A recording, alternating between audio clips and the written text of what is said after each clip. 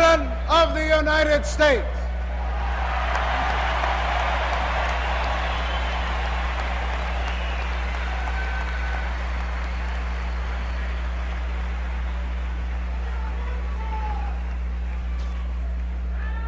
Mr. Chairman, delegates to this convention, my fellow Americans, 4 years ago, standing in this very place, I proudly accepted your nomination for President of the United States.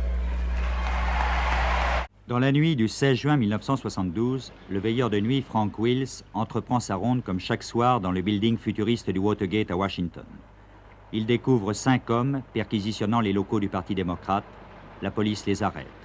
Il s'agit de Bernard Barker, 55 ans, un ancien de la CIA, de James McCord, 48 ans, qui a travaillé au FBI et à la CIA, le technicien de l'équipe, et de 3 Cubains, Virgilio González, Eugenio Martinez et Frank Sturgis. Watergate never threatened Nixon's big win.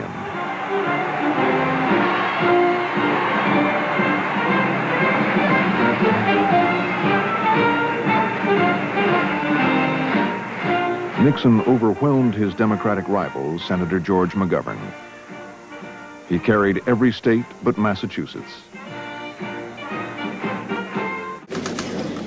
Au début, les reporters du Washington Post n'avaient vu dans cette affaire qu'un fait divers un peu bizarre. Une histoire de voleurs et de gendarmes, comme il en paraît des dizaines dans les colonnes de ce quotidien, l'un des plus influents aux États-Unis malgré son tirage relativement modeste de 500 000 exemplaires. Watergate, eh bien, on dit qu'il y a un coup de théâtre.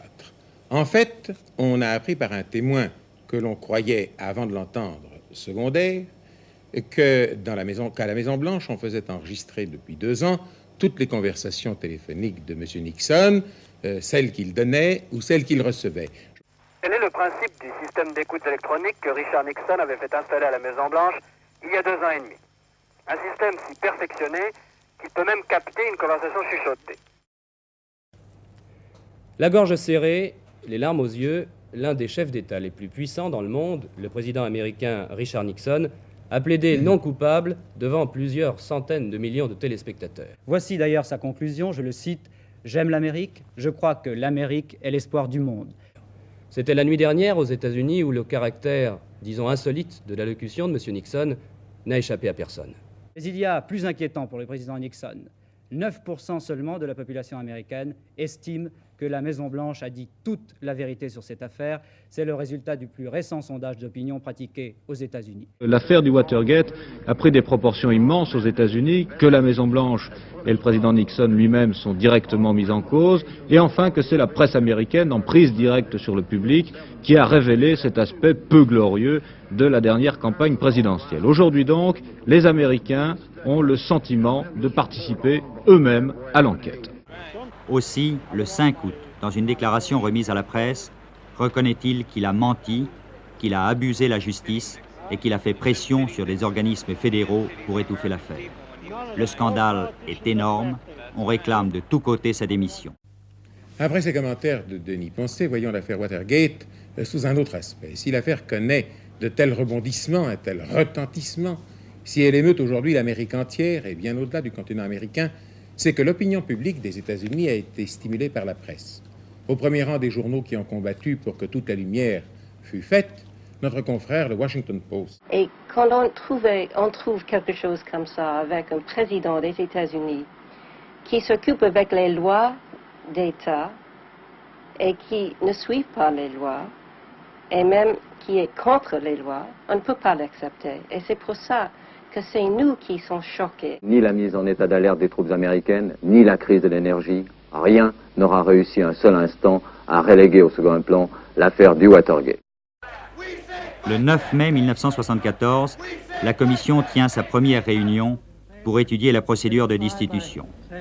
Le samedi 27 juillet, des millions d'Américains assistent en direct au vote des 38 membres de la commission judiciaire de la Chambre des représentants. Mr. Marazini. No. Mr. Latta. No. Mr. Rodino. Aye. 27 members have voted aye. 11 members have voted no.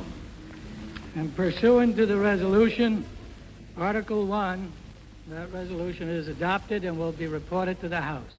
Prisonnier de ses propres mensonges, harcelé par la presse, menacé par la machine judiciaire américaine, lâché par le Congrès, abandonné par l'opinion publique, Nixon a donc choisi de s'en aller, de démissionner, au terme d'un vain combat qu'il a mené pendant 18 mois. Therefore, I shall resign the presidency effective at noon tomorrow. Vice President Ford will be sworn in as president at that hour in this office. Je crois que le rôle de la presse américaine était très très important, surtout le rôle du Washington Post. Il faut souligner que quand même c'était un journal contre l'administration. Quand on parle de la presse comme quatrième pouvoir dans ce pays, c'est pas comme blague et c'est pas comme slogan, c'est une vérité. Et c'est une vérité maintenant qui est implantée non seulement dans la mentalité de la public américain qui a commencé récemment de soupçonner la presse, mais vraiment dans la personnalité de M. Nixon et toute cette administration. Hello. Mr. President, I have Mr. Elmer Bopes returning your call. All right, thank you. You're welcome. President, Mr. Bopes. Hello. Elmer just called to wish you and Dodo a happy new year. Well, that's mighty sweet of you, Nick, to do. Are you going out on a big party, I bet? Well, we're at the Beach Club. Yeah. It's quite a big party. Sure.